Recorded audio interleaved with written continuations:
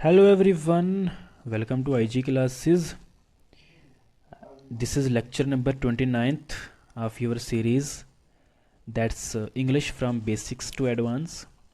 और यहाँ पे आज किस लेक्चर में पार्ट नंबर सेकंड हम करेंगे, जिसमें इडम्स एंड फ्रेजेस जो हमने पार्ट फर्स्ट ऑलरेडी हमारे कोर्सेज में हमारी ऐप पे अपलोड कर दिया है। अगर किसी भी स्टूडेंट ने उसको नहीं वॉच करा है तो आप उसको अच्छे से वॉच कर लें।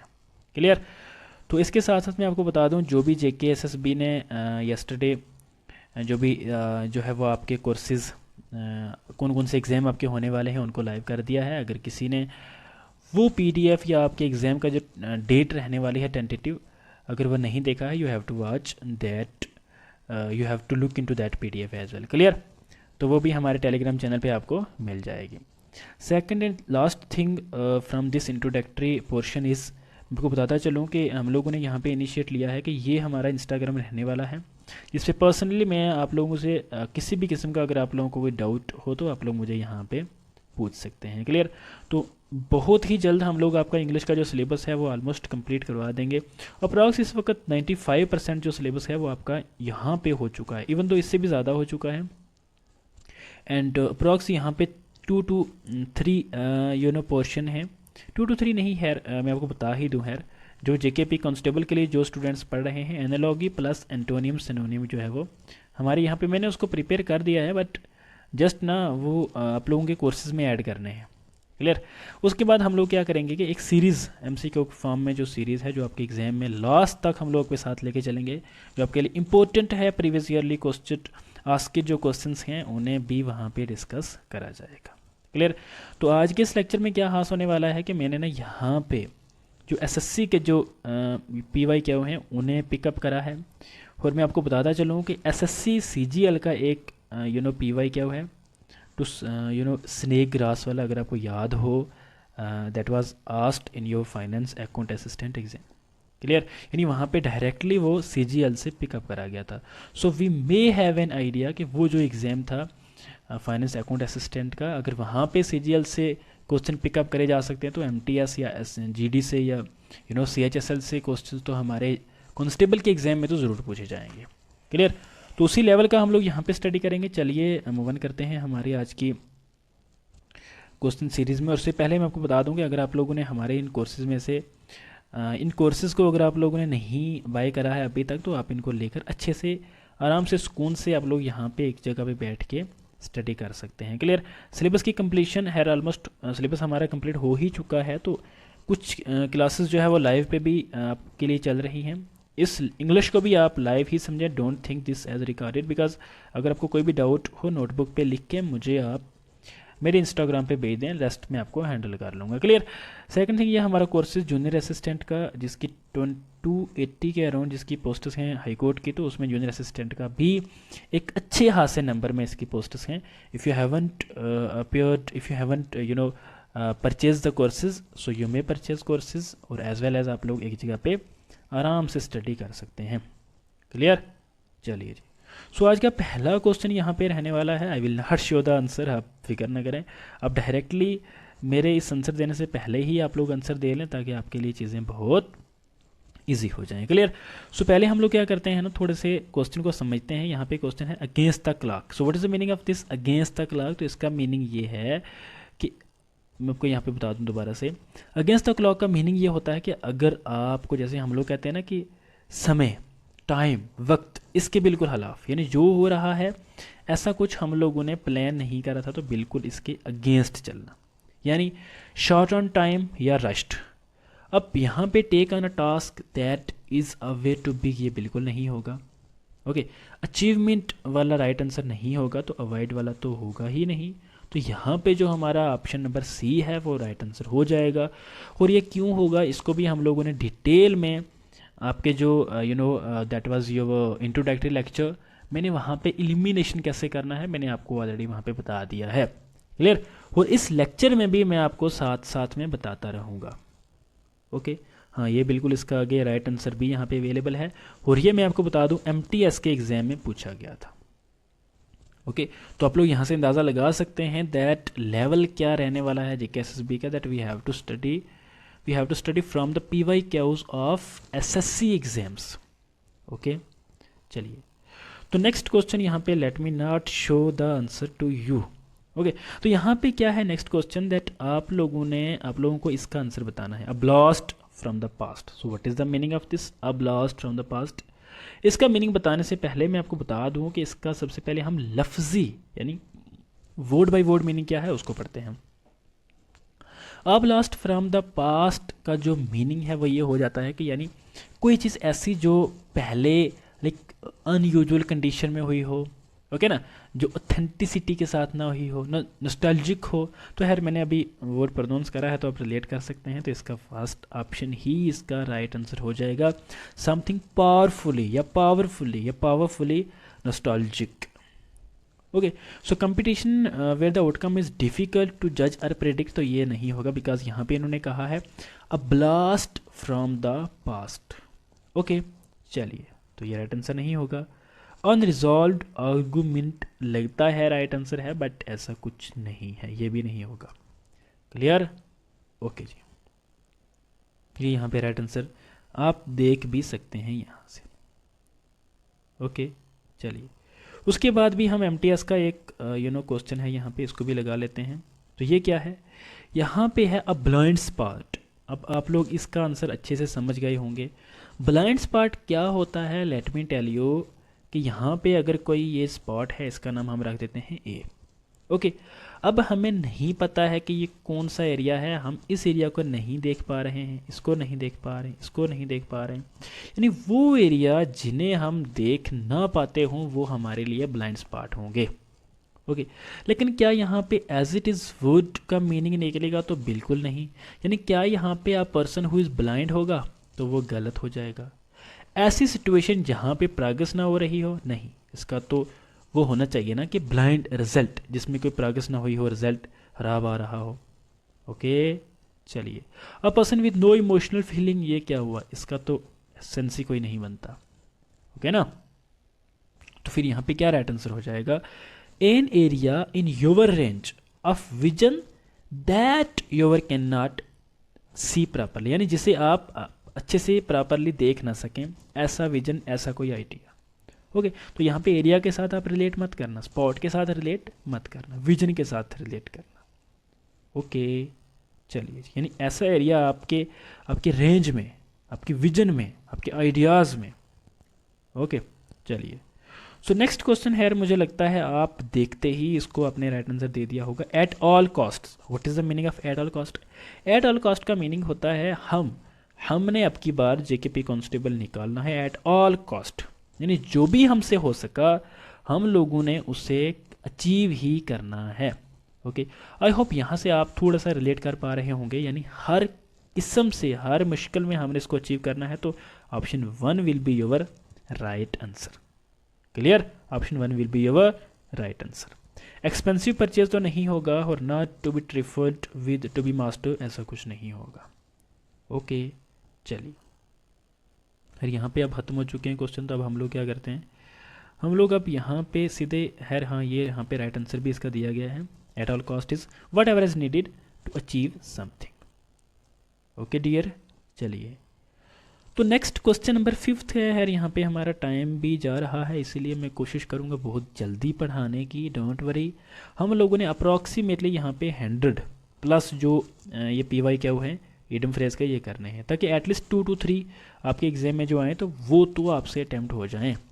ओके, चलिए, अ नाइट ऑल क्या होता है? नाइट ऑल ये होता है वो आदमी या वो ऐसा व्यक्ति जो क्या करता हो कि पूरी रात जागता हो। जैसे कुछ एक एस्पायरेंट्स हमारे यहाँ होते हैं, हम लोगों में, जो लोग क्या करते हैं दैट जिन लोगों को ये एक किस्म का उनके पास एक आइडियाज़ होते हैं कि वो अपने आप को अडॉप्टिंग उनके पास एक होता है स्किल ऐसी कि वो अपने आप को लाइक 3-4 बजे तक मॉर्निंग में पढ़ते रहते हैं। यानी फुल नाइट, हम उसको अगर कहेंगे फुल नाइट स्टडी तो वो गलत नहीं होगा। यानी ऐसा इंसान जो क्या करता हो, जो लेट देर रात तक जागता हो। ओके, इसको ऑप्शन डिस्कस करने की ज़रूरत आई होप नहीं पड़ेगी, क्योंकि हम सीधा मीनिंग के साथ यहाँ पे जा रहे हैं। ये इसका राइट आंसर यहाँ पे दिया गया भी है। ओके जी, चलिए 1 मिनट। हाँ, तो उसके बाद यहाँ पे होगा at your back and call. What is the meaning of back? Back का एक्चुअली अगर मैं आपको वर्ड बाय वर्ड मीनिंग बताऊँ तो बैक का मीनिंग होता है कोई स्ट्रीम। ओके, कोई स्ट्रीम, कोई नाला, कोई नदी। ओके, क्या यहाँ पे इसका मीनिंग होगा to have absolute control over someone? मुझे बताएं, यहाँ से पानी आ रहा है, जैसे इंडस वाटर ट्रीटी है अभी, वैसे भी हम लोग उसके लिए प्रिपरेशन कर रहे हैं। इंडस वाटर ट्रीटी है, क्या इंडिया अगर चाह के भी इंडस वाटर को या पूरे के पूरे जो पंचनाड़ हैं, क्या उनको अपने कब्जे में कर सकता है? या पाकिस्तान चाहे तो क्या उनके साथ छेड़खानी कर सकता है? ओके, तो हम लोग नेचर के साथ नहीं कर सकते, तो यानी नेचर का कहीं ना कहीं पूरा हम पे क्या है, पूरा कंट्रोल है। ओके, तो क्या हम रिलेट कर सकते हैं ऑप्शन फर्स्ट को? खैर देख सकते हैं, लेकिन पहले नेक्स्ट ऑप्शन को देते हैं। टू कॉल समवन रिस्पेक्टफुली, यहाँ पे कोई इसका इनके साथ रिलेटेबल आंसर नहीं होगा। ओके, चलिए। To have control over someone, no, यहाँ पे देखना, यहाँ से भी। अच्छा, मैं आपको एक चीज़ बता दूँ, जो भी अगर आपको कोई क्वेश्चन ऐसा जो एग्ज़ाम में ना आता हो, ये एक एक ट्रिक होती है, साइंटिफिक ट्रिक इसको कह लो। अगर दो ऑप्शन आपस में बहुत मिलते हों, ऑप्शन ए और ऑप्शन सी आपसे मिलते हों, ओके, दोनों के बीच में कोई माइनर सा चेंजेस हो, ओके, जैसे इसने कहा to have absolute control, to have no control, यानी अब हम लगा सकते हैं आइडिया कि इन दोनों में से ही एक राइट आंसर होगा। ये भी एक साइंटिफिक अप्रोच होती है, अगर आप लोग इसको यूज़ करते हैं तो आई होप काम करेगी। ओके, तो to call someone and then deny, नहीं, ये भी गलत हो जाएगा, क्योंकि ये भी नदी का काम नहीं होता। ओके, चलिए। उसके बाद है a perfect storm. What is the meaning of perfect storm? Storm होता है, स्टॉर्म आप लोग इसको पढ़ते हो, स्टॉर्म होता है तूफान। तो क्या इसका मीनिंग होगा एक परफेक्ट तूफान? तो हम लोग बिल्कुल देखेंगे इसका मीनिंग क्या होगा, लेकिन सबसे पहले हमें ना एक छोटा सा आइडिया लेना होगा कि हम तूफान के टाइम पे कहाँ होते हैं। क्या कोई ओकेजन में होते हैं? क्या कोई वास्ट पॉसिबल सिचुएशन हो सकती है? क्या हम लोग हीलिंग प्रेटी गुड? बिल्कुल नहीं। हीलिंग फॉर ट्रॉमा का मीनिंग क्या होता है? ट्रॉमा का मीनिंग मैं आपको बता दूं, ट्रॉमा का मीनिंग होता है जहाँ पे आप लोगों को कोई कोई किसी को वोंड, जख्म, किसी को कोई लग जाए कहीं पे, आपके हाथ में, आपके पाँव में कहीं आपको परेशानी हो जाए, उसे हम कहते हैं वोंड। ओके जी, चलिए। तो नेक्स्ट हमारे पास जो नेक्स्ट क्वेश्चन है वो है आपका, देखें ये यहाँ पे लिखा हो the vast possible situation. Okay, चलिए। उसके बाद ये हमारा सीजीएल का एक क्वेश्चन है, ये है आपका कि my cousin sister Neetu had an aerial view of the trade fair from the top of the giant wheel. सबसे पहले हम पता करते हैं एरियल व्यू का मीनिंग क्या होता है। एरियल व्यू का मीनिंग होता है, अगर आप एज एन इडियम इसको यूज़ करेंगे, इसका मीनिंग होता है मतलब ऐसी ऐसी आँख जिसे बहुत शातिर लोग, बहुत तेज़, बहुत माइंडेड लोग देख सकें। यानी जैसे हम लोग कहते हैं ना कि ABRC, किसी पॉलिटिकल लीडर, या कहते हैं उसका माइंड बहुत तेज़ है, बहुत शातिर माइंड है, बहुत एक्टिव माइंड है। ओके, तो इससे क्या हम रिलेट कर पाते हैं? इससे ये रिलेट कर पाते हैं कि वो सामने वाला ABRC बहुत मेंटली एक्टिव है। तो यहाँ पे एरियल व्यू में भी आप लोग जा सकते हैं। क्या हम इसके साथ जाएंगे? बर्ड इन द, ये इन द है, ओके, ये यहाँ पे कुछ एरर है इनकी वजह से। इन द गिल्डेड केज, ये एक सॉन्ग भी है। ओके, उसके बाद है अ बर्ड्स ब्रेन, नहीं, यहाँ पे तो व्यू की बात है, देखने की बात है, लुक की बात है। तो यहाँ पे सेम फिदर का तो कोई लेना देना नहीं होगा, तो birds eye view will be your right answer. Okay, birds eye view will be your right answer. चलिए जी, उसके बाद ये CGL का आपका पेपर है। उसके बाद नेक्स्ट स्लाइड में जाते ही मैं आपको बता दूं ये चीज़, अगर आप लोगों ने इसका आंसर ना देखा हो, आई होप। देखो यहाँ पे इसको हम करेंगे, लेकिन मैं आपको बताता चलूँ कि इसका जो राइट आंसर होगा वो आप कोशिश करें मेरे निकालने से पहले निकाल दें। और उससे पहले मैं आपको अ डाइम अ डजन का मीनिंग भी बता देता हूँ। डाइम अ डजन का मीनिंग यहाँ पे क्या हो जाएगा? देखो, डाइम और डजन होता है ऐसी चीज़ ना जिससे, देखो ये ना एक एंटोनिम सिनोनिम का भी एक अच्छा पोर्शन मैं आपको बताता चलूँ। वर्ड को ब्रेक करना, ओके, सिलेबल इसके अलग करना, डजन, डज, डज, डोज, यानी ये रिलेट कर पा रहे हो कहीं कोई नींद के साथ, आपको ना पढ़ते समय नींद आना शुरू हो जाए उस तरीके से, यानी आप एक किस्म के उस टाइम क्या हो जाते हो, तो मैं आपको सिंपल इसका मीनिंग बताऊँ, यूजलेस हो जाते हो। ओके चलिए, तो अब ऐसे कौन सी स्टेटमेंट है जो इसके साथ रिलेट कर रही है, उस पर चर्चा करते हैं। Her ideas were worth a dime a dozen and did not impress the boss. देखो मान लेते हैं हमारे ये कोई बॉस है ए, उनकी कोई सेक्रेटरी है बी, बी के आइडियाज़, बी वहाँ पे जॉब लेने जाती है, चलो सेक्रेटरी को छोड़ते हैं, बी वहाँ पे सिलेक्शन के लिए जाती है, तो उसके जो आइडियाज़ हैं वो अच्छे थे या बुरे थे, हमें पता चल गया। हमने ऊपर पढ़ा कि उसके आइडियाज़, डज़म का मीनिंग होता है यूज़लेस, तो उसके आइडियाज़ इतने यूज़लेस थे कि वो इम्प्रेस नहीं कर पाई बॉस को, तो क्या राइट आंसर होगा। चलिए नेक्स्ट ऑप्शन देखते हैं। The restaurant had some delicious dishes that were dime and dozen. तो यहाँ पे ये गलत हो जाएगा, क्यों? क्योंकि ये ना किसी आइडियाज़ के लिए यूज़ होता है, a dime a dozen. The antique store had some rare finds but they were dime a dozen. देखो रेयर फाइंड है तो इसका मतलब बहुत कीमती होगी, तो अगर बहुत कोई चीज़ कीमती है तो वो यूजलेस क्यों होगी। The concert tickets were dime a dozen and sold out quickly. देखो ना, ये एक लॉ ऑफ डिमांड, अगर आपने इकनॉमी पढ़ी है तो एक टर्म आती है लॉ ऑफ डिमांड। वो क्या होती है? वो ये होती है कि जब किसी चीज़ की डिमांड बढ़ती है तो उसकी जो डिमांड बढ़ती है तो उसकी प्राइस भी जो है वो बढ़ जाती है। जैसे मुझे अगर डिमांड है, मैंने फ़ोन लेना है, तो मैं अगर शॉपकीपर के पास जाऊंगा, he will say that mister we have a lot of customers with us, so there is no need that you may be the special one to get our phone. Okay ना, अगर आपके पास पैसे ज़्यादा हैं, अगर आपके पास अमाउंट ज़्यादा है, तो why don't you by this phone in this cost. अगर ये फ़ोन 10,000 का है तो आप इस फ़ोन को 25 का हम बेच रहे हैं, अगर आप ए हो, हम तो बी को 25 में बेच रहे हैं, यानी इसकी डिमांड बढ़ जाती है। इसको बोलते हैं लॉ ऑफ डिमांड। ओके, तो चलिए यार, इंग्लिश के साथ इकोनॉमिक्स भी अंडरस्टैंड हो रही है तो अच्छी बात है। तो ये राइट आंसर नहीं होगा, तो पहला ऑप्शन ही राइट आंसर होगा। ओके चलो जी, और ये आपके CGL में 2023 में ये लास्ट ईयर के जो क्वेश्चन पेपर हैं उसमें आया हुआ है। ओके चलो जी, तो ये क्या है? A narrow escape. अगर आपको याद हो, मैं यूजुअली अपनी लैंग्वेज में यूज़ करता रहता हूँ ब्रॉड। ब्रॉड का मीनिंग होता है, क्योंकि ये एक पॉलिटिकल लैंग्वेज में भी आ जाता है, हमारे कॉन्स्टिट्यूशन, जैसे हम लोग कहते हैं ना कि हमारा इंडिया का जो कॉन्स्टिट्यूशन है, it is broad in future. Okay, यानी ये ना फ्यूचर अपने में बहुत बड़ा है, बहुत उम्दा है, बहुत बेहतर है। ओके, बहुत like it is having a lot of height, बहुत ऊंचा है ये। Height not in the type of मियर minute but in its intellectuality. Okay चलिए, तो नैरो स्केप क्या हो गया? थोड़ा घटिया सा, थोड़ा लाइक किसी चीज़ में लाइक इशू क्रिएट कर देना।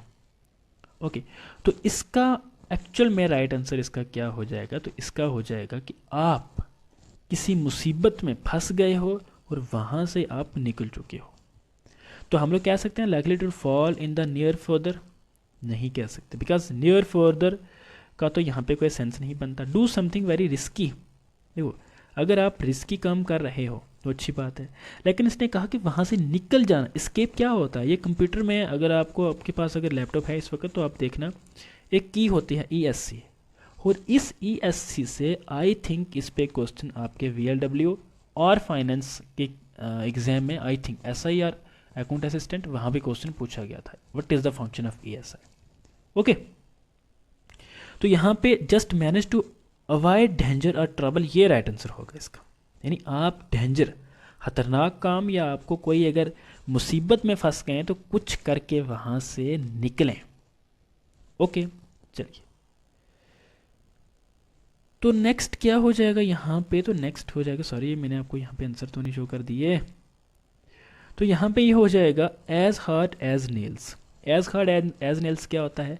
एज हार्ड एज नेल होता है कोई चीज़ फिजिकली बहुत टफ। आपने नेल देखा है? नेल जिसके हम लोग क्या करते हैं, एक हार्ड, एक इसको अगर मैं आपको सिंपल वर्डिंग में कहूँ तो ये एक ना एक मेटल होता है, मेटल स्पाइक होता है।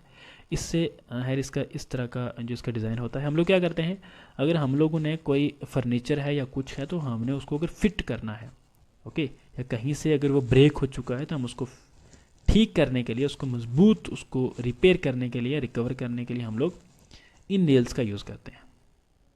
ओके, चलिए, तो क्या हो गया एज गार्ड एज नेल्स, तो मैंने यहाँ पे भी बता दिया, फिजिकली और मेंटली कोई चीज़ बहुत टफ हो जाना। ओके, चलिए जी, तो 1 मिनट, उसके बाद हम लोग चलते हैं क्वेश्चन नंबर 12 पे। तो वो है आपका, देखें ये यहाँ पे है, तो ये क्या है, तो ये है आपके लिए क्वेश्चन नंबर 12 है a cock and bull story. What is the meaning of cock and bull story? मुझे बताएं, क्या कॉक और क्या बुल, क्या इनकी आपस में कोई दोस्ती, कोई फ्रेंडशिप होगी? You will say sir it seems not, लगता तो नहीं। तो हम कहेंगे क्या ये राइट स्टोरी होगी? No sir. क्या ये बच्चों की कहानियाँ होगी? नहीं, बच्चों के माइंड में भी इस तरह की बातें पहले तो नहीं आती थी जब हम लोग बच्चे थे, आपका पता नहीं। तो हम लोग कह सकते हैं ये एक फूलिश सी स्टोरी होगी, ओके ना, एक फूलिश और कनकॉक्टेड स्टोरी। कनकॉक्टेड क्या होता है?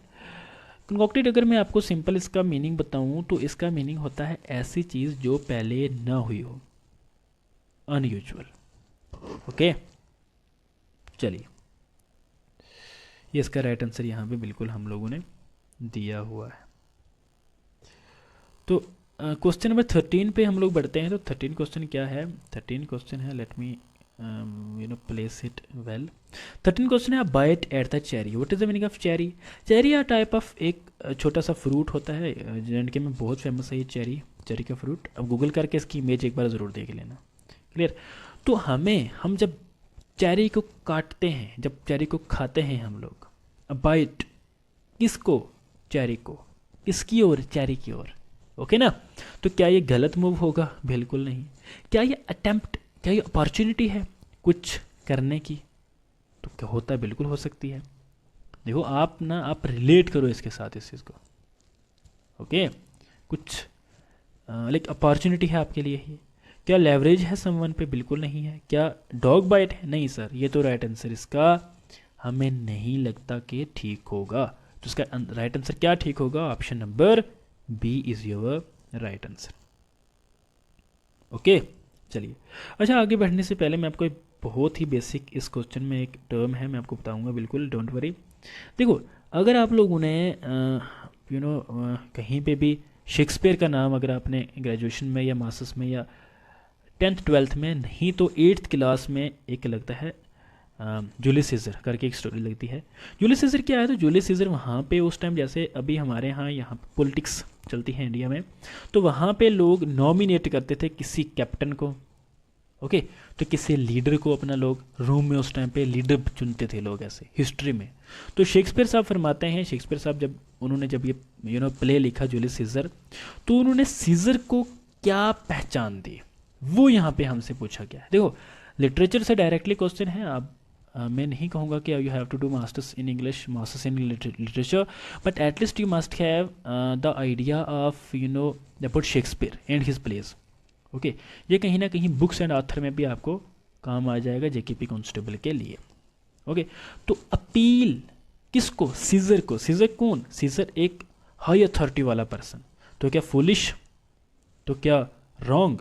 तो क्या फॉल्स रियलिटी? नहीं, एक उम्दा आदमी, एक हाई पॉसिबल ऐसी अथॉरिटी जिसके पास हो एक ऊंची एक कद का आदमी, ओके जी। तो क्वेश्चन नंबर 15 हमारे पास है, let me tell you.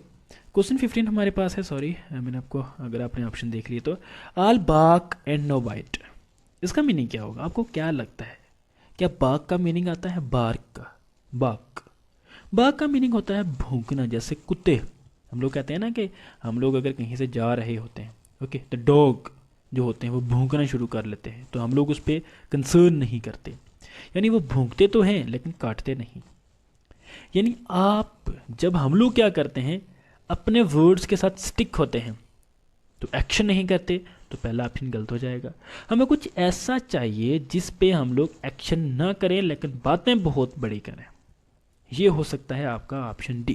Because हम लोग कहेंगे कि जी जेके एसएसबी हमारे लिए बहुत इजी है, जब हमें एहसास होता है कि जेके एसएसबी का एग्ज़ाम हमसे छूट गया तो चीज़ें बहुत उस टाइम पे अनयूजुअल सी हो जाती हैं।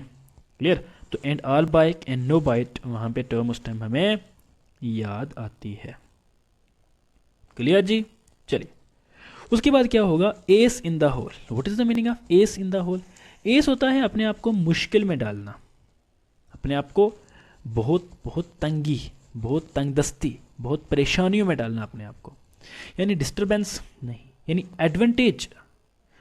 और वो एडवांटेज जो आप लोग तब तक उस एडवांटेज को छुपा के रखते हो जब एक्चुअल इसका रियल टाइम आता। हम लोग क्या करते हैं, ऐसे ही एक I think it is there, it's a verse, it's a line of a poetry as well, that we have to study very hard, but we don't have to tell others that my dear brother and sister, we are studying and today we have done this portion of syllabus, today we have done all the active passive voice, all the rules of tenses, तो मैंने सारा कुछ कर लिया। But वो कहते हैं ना कि कामयाबी इतनी स्लो करो कि आपकी जो मेहनत इतनी आस्था करो कि आपकी जो कामयाबी है वो शोर मचाए। ओके, तो ये इसका राइट आंसर ऑप्शन बी हो जाएगा। क्लियर? यहाँ पे लिखा हुआ भी है, major advantage that one keeps hidden until an ideal time. Okay, अच्छा ये मैं आपको बताना चाहता था, मुझे बहुत अच्छा लगा ये चीज़ कि मैंने कल आपको पढ़ाया और आज आपके एग्ज़ाम में ये चीज़ आ गई। आई थिंक इसका आंसर यहाँ पे नहीं है, तो हम लोग अच्छे से देख सकते हैं इसको। अच्छा, इसको देखने से पहले मैं आपको चीज़ एक बताता हूँ कि अगर आप लोगों ने मेरा लेक्चर जो इस पर मैंने आपके कोर्सेज में अपलोड कर दिया है, अगर आपने देखा होगा इस लेक्चर को तो बहुत अच्छी बात है, अगर नहीं देखा तो मैं सजेस्ट करूँगा आप ज़रूर इस लेक्चर को देखें। ओके, तो क्या है ये लेक्चर? तो इस लेक्चर में जो पार्ट फर्स्ट था हमारा इसी सीरीज़ का, तो उसमें मैंने आपको ये बताया था, at the top of the head drop of a head. इसका मीनिंग क्या होता है? इसका मीनिंग ये होता है कि आपको कोई हेजिटेशन ना हो, आप बिना किसी टेंशन के, बिना किसी डिले के, ओके, बिना किसी फिक्र के कोई काम करें, without delay, without any type of tension. तो इसका राइट आंसर यही होगा। है, अगर आप लोग चाहें तो ये आंसर खुद भी दे सकते थे। ओके जी, चलिए, तो उसके बाद क्वेश्चन नंबर 18 है, मुझे लगता है कि चलो आपने इसका आंसर देख लिया, नो इशू। क्वेश्चन नंबर 18 यहाँ पे बताएगा an eyewash. What is the meaning of an eyewash? देखो, हम लोग क्या करते हैं, अगर हमें कोई दिखता है, ऐसे हम लोग अगर लाइक ए यहाँ पे मार्केट में जा रहा है, वहाँ से आगे से बी उसको मिल गया, ये ना उसको लाइक हाय हेलो ग्रीटिंग्स करने से थोड़ा कतराता है, जैसे स्टूडेंट्स ऑलमोस्ट करते हैं टीचर्स के साथ। ओके, टीचर वहाँ पे दिखा तो अपने आप को थोड़ा सा हाइड कर ले, थोड़ा छुप गए, ऐसे किसी शॉप में चले गए, भैया ये ड्रेस कितने की है, ये वो। और कुछ लोग क्या करते हैं ना कि अपनी आंखों को, जैसे मान लेते हैं ये अगर आंख है तो ऐसे हाथ कर लिया, ऐसे आंखों को ऐसे करना शुरू कर लिया। ओके, इससे क्या होगा कि सामने वाले को लगेगा कि उसकी आंख में कुछ पड़ गया है और वो आपको देख नहीं पा रहा है, बी को लगेगा। क्लियर? यानी अपने आप को एक किस्म का दिखावा, सामने वाले को के सामने दिखावा करना। ओके, तो प्रिटेंस जो है वो इसका यहाँ पे राइट आंसर हो जाएगा। वैसे राइट आंसर आप यहाँ से देख सकते थे, लेकिन क्यों राइट आंसर होगा इस पे मैंने आपको बता दिया यहाँ पे। ओके, चलिए, next is you have put me in a tight corner by telling me to keep quiet. जैसे क्या करते हैं, ए और बी हैं। ओके, ए बी को कहता है that you don't have to speak at all. जैसे फिर हेरा फेरी, आई थिंक हेरा फेरी और फिर Hera Pheri, there is a dialogue in that movie that the person who is performing that action, I think Akshay Kumar is there as Raju, I think. So he says to that Paresh Rawal, बाबू भैया, by saying that बाबू भैया you will never speak a word, आप कुछ भी नहीं बोलोगे। Okay, सो बाबू भैया आगे से बड़ा कॉमिक रिप्लाई करते हैं दैट कुछ नहीं बोलेंगे तो क्या बोलेंगे, समस्या बन जाएगी। ओके, तो यहाँ पे टाइट कॉर्नर क्या हो गया कि समस्या, यानी उसके लिए ना बहुत मुश्किल सिचुएशन, बहुत ऐसे बहुत मुश्किल हालात, तो हम लोग कह सकते हैं आ डिफ़िकल्ट सिचुएशन। यही इसका राइट आंसर हो जाएगा। Let me change the colour of the pen. Okay, चलिए जी, आई होप बहुत मज़ा आ रहा होगा, बहुत चीज़ें ईजी हो जाएंगी आपके लिए, समझ पा रहे होंगे कि ऑप्शन एलिमिनेट अपने एग्जाम में कैसे करना है। और long shot, what is the meaning of long shot?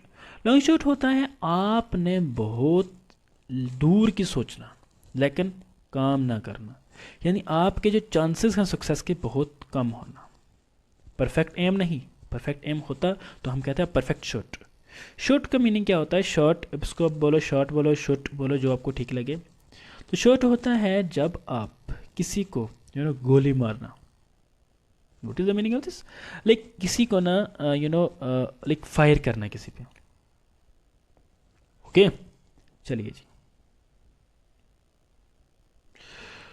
Next is my dear students, next है आपका a hair in the butter. What is the meaning of a hair in the butter? A hair in the butter आपको थोड़ा सा like थोड़ा सा unusual लगता होगा, a hair in the butter, but इसका मीनिंग क्या है हम समझेंगे। देखो बटर, फॉर एग्जांपल ये बटर है, ओके किसी किसी पोट में ये बटर रखा हुआ है, तो हम लोग बोलेंगे इसमें ये 1 मिनट, इसमें ना ये इस कलर का, जैसे ये एक, चलिए हम लोग थोड़ा सा इसको चेंज करते हैं पहले। देखो अगर ये यहाँ पे ऐसे किस्म का ये कोई पोट है और इसमें ये वाइट, देखो यहाँ पे आपको दिखेगा नहीं लेकिन ये वाइट एक किस्म का क्या है, वाइट, इसमें ये बटर है। ओके अगर यहीं बटर में एक ऐसे हेयर पड़ा होता तो क्या आपके लिए इजी है निकालना? देखो ये ना बड़ी सी थोड़ी चैलेंजिंग सी सिचुएशन बन जाएगी। कैसे निकालोगे आप इसको? ये स्लिप हो जाएगा आपके हाथ से। ओके तो स्लिपरी रोड नहीं होगा, डोंट गेट कंफ्यूज। स्लिप होगा लेकिन आपको दिख रहा ज़रूर है, यानी आपके लिए बहुत मुश्किल है लेकिन आप कर लोगे, नामुमकिन नहीं है, चैलेंजिंग है। क्लियर? ओके जी। आफ्टर दैट क्या है? तो आफ्टर दैट है आपके लिए a snake in the grass. देखो ये वो चीज़ है जो मैंने आपको इंट्रोडक्टरी लेक्चर में, मैंने आपको इंट्रोडक्टरी पोर्शन में मैंने आपको बताया था कि ये जो आपके एग्जाम फाइनेंस अकाउंट असिस्टेंट में पूछा गया था ये क्वेश्चन। ओके अगर आपके पास पेपर हो तो आप निकाल के देख सकते हैं, अगर वहाँ नहीं मिलता फाइनेंस सब इंस्पेक्टर में आई थिंक था ये question, I think finance account assistant में ही था जहाँ तक मैं श्योर हूँ, जहाँ तक मेरे पास ये इसकी PDF पड़ी हुई है, मैं आपको वहाँ से दिखा सकता हूँ। Clear? A snake in the grass क्या था? तो अ स्नेक इन द ग्रास का मीनिंग होता है, देखो इस पे बड़े लोगों ने मीम भी बनाई थी कुछ लोगों ने, यानी कि ऐसे 1 मिनट ऐसे ये कोई ग्रास हो या कुछ हो ऐसे। ओके 1 मिनट आपको दिखा देता हूँ यहाँ पे, ऐसे ये अगर यहाँ पे ग्रास है तो हमें नहीं पता कि कहाँ से ये एनिमी कोई आया, और ऐसे करके आप घास के पास से गुजर रहे हैं, ग्रास के पास से, तो ये सांप ऐसे आता है, यानी छुपा हुआ दुश्मन। ओके छुपा हुआ दुश्मन, तो यही इसका राइट आंसर है, हिडन एनिमी। ओके जी चलिए, तो ये हमारा 23rd क्वेश्चन है। बस 30 ही करेंगे, डोंट वरी, लेक्चर ज़्यादा लंबा नहीं करेंगे, 30 आज करेंगे और 30 to 40 नेक्स्ट सीरीज़ में कर लेंगे। तो हम लोग कोशिश करेंगे 100 जो हमने एडम फ्रेज करने हैं उनको जल्दी करें। Okay a snake in the grass, ये भी सेम ही है लेकिन इसके ऑप्शन चेंज है। वेल्दी पर्सन नहीं, टॉक्टेटिव पर्सन नहीं, बातूनी पर्सन नहीं, बल्कि कोई कमज़ोर भी नहीं बल्कि धोखेबाज आदमी। ओके चलिए जी,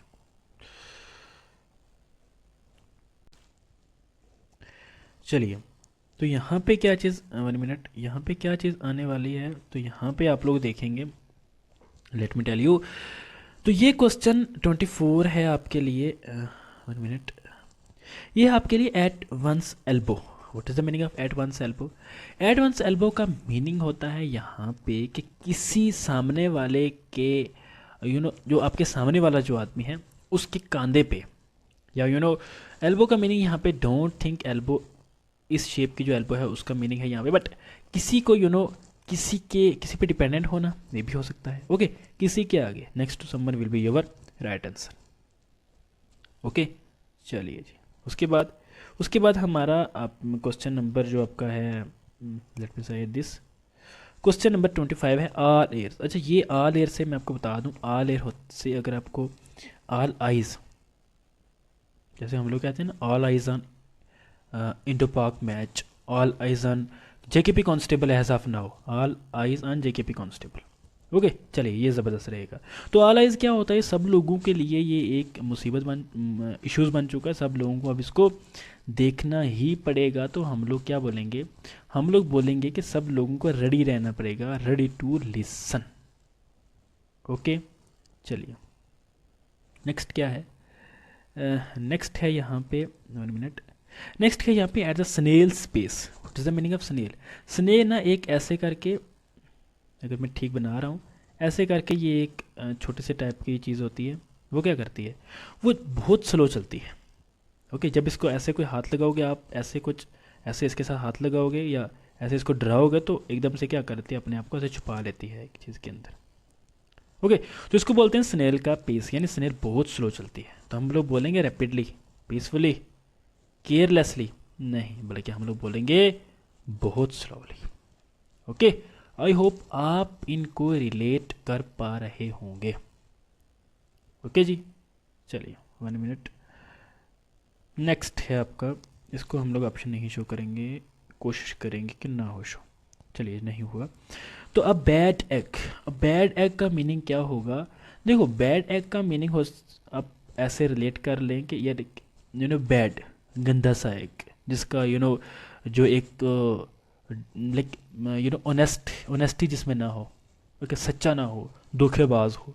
तो ऑनेस्टी से है हमारा आंसर यहाँ पे क्लियर हो गया, someone who is dishonest and unreliable, जिस पे हम रिलाई ना कर सकें, जिस पे हम ट्रस्ट ना कर सकें, जिस पे हम अपने आप को डिपेंडेंट ना कर सकें। ओके, चलिए जी, ये इसका राइट आंसर यहाँ पे शो है और ये CGL में आया हुआ है, यानी ये this is not an ordinary question. अगर आप इनको अटेम्प्ट कर पा रहे हैं तो यही लेवल आपके JKP कांस्टेबल में रहने वाला है। Don't worry, don't get don't say that sir ये हाई लेवल के हैं, तो बिल्कुल हाई लेवल के नहीं हैं। ये आपको JKSSB का एग्ज़ाम है, इसमें आप लेवल का अंदाज़ा नहीं लगा सकते। अगर आपको यकीन ना हो तो आप लोग क्या कर सकते हैं, आप लोग जूनियर असिस्टेंट और पटवारी के एग्ज़ाम को कंपेयर कर सकते हैं। क्लियर? तो क्वेश्चन नंबर 28 क्या है? तो क्वेश्चन 28 है अ 9 days wonder. What is the meaning of this? देखो, 9 days वंडर का मीनिंग होता है यानी बस 9 दिन की बात है। ओके, बस 9 दिन की बात करते हैं हम लोग, बस 9 days की बात है, यानी बहुत शॉर्ट टर्म की बात है, यानी शॉर्ट टर्म से भी निकल आया a short life sensation. Proud achievement यहाँ पे नहीं होगी, इटर्नल फेम भी नहीं होगा और ये ऑप्शन तो होगा ही नहीं। ओके, खैर यहाँ पे ऑप्शन बी हमारे पास शो है। चलिए, तो ये क्या है क्वेश्चन है, ये है like a fish out of water. मुझे बताएं फिश आउट ऑफ वाटर क्या होगा? She felt like a fish out of water at her new job. Fish out of water क्या होगा? फिश आउट ऑफ वाटर वो हो जाएगा लाइक उसको अपना काम कैसा लगा? उसको अपना काम ना बड़ा लाइक अजीब सा लगा। लाइक आप लोग क्या करते हैं, आप लोग मे बी क्या हो कि आप लोगों की जॉब चांस में क्या कहूँगा, लाइक ऊपर वाला करे कि आप लोगों की जॉब लग जाए। ओके, जॉब के बाद आप लोगों को कुछ टाइम तक बहुत अनकम्फर्ट सा लगेगा, तो आप लोग बोलेंगे like fish out of water, यानी पानी से मछली को बाहर निकालना कितना मुश्किल होता है, बस समझ लें आप। ओके जी, चलिए उसके बाद next question number 30, I think it is not there in this list. चलिए नेक्स्ट पीपीटी से मैं आपको करवा देता हूँ। देखो, ये है क्वेश्चन नंबर 30, यहाँ पे 1 minute, let me hide its option. Okay, तो यहाँ पे the apple of discord, what is the meaning of this? Apple of discord का मीनिंग होता है apple of discord among the brothers was their father's mansion in the country. अब इसका meaning क्या होगा? इसका मीनिंग एप्पल ऑफ डिस्कार्ड का meaning होता है एक जैसे आपके फादर साहब क्या करते हैं कि लाइक AB है, यहाँ पे AB के फादर साहब हैं सी साहब की जब डेथ हुई, उन्होंने उनको क्या करा, दोनों भाइयों को कहा कि जो मेरी जो ज़मीन है, जो मेरी लैंड है, आप इसके 2 पार्ट कर लेना। बट उसने अपने टाइम पे व्हेन ही वाज लिविंग, उसने अपने टाइम पे नहीं उनको अलग करके दिया, बस कहा कि आप 2 पार्ट कर लेना। अब भाइयों ने इसका 3 पार्ट कर लिए, एक इनके जो वालिद साहब थे मरहूम, उनके लिए। अब उनकी तो डेथ होगी तो ये पार्ट किसका? यहाँ पे जो तनाज़ा चलने वाला है, यहाँ पे जो इशू होने वाले हैं, उनको बोलते हैं एप्पल कार्ड। यानी हम लोग कह सकते हैं कि झगड़े के लिए कोई रीज़न, तो ये आपका राइट आंसर हो जाएगा। क्लियर जी? तो ये आपके 30 क्वेश्चन थे जो मैंने आज आपको करवा दिए। आई होप बहुत मज़ा आया होगा इन लेक्चर में। अगर फिर भी किसी भी किस्म का डाउट है तो बिल्कुल आप हमारे साथ यहाँ पे पहुँच सकते हैं, हमसे कम्युनिकेट कर सकते हैं। चलिए, thank you so much. Next part में आपसे मुलाकात ज़रूर होगी। तो तब तक अगर आपको किसी भी चीज़ का कोई भी डाउट हो तो हमारी ऐप पे विज़िट करते रहें, और जेकेपी कांस्टेबल का अगर आपने बैच नहीं लिया है या लेना चाहते हैं तो ये हमारा बैच अभी लाइव पे है। Okay, so thank you.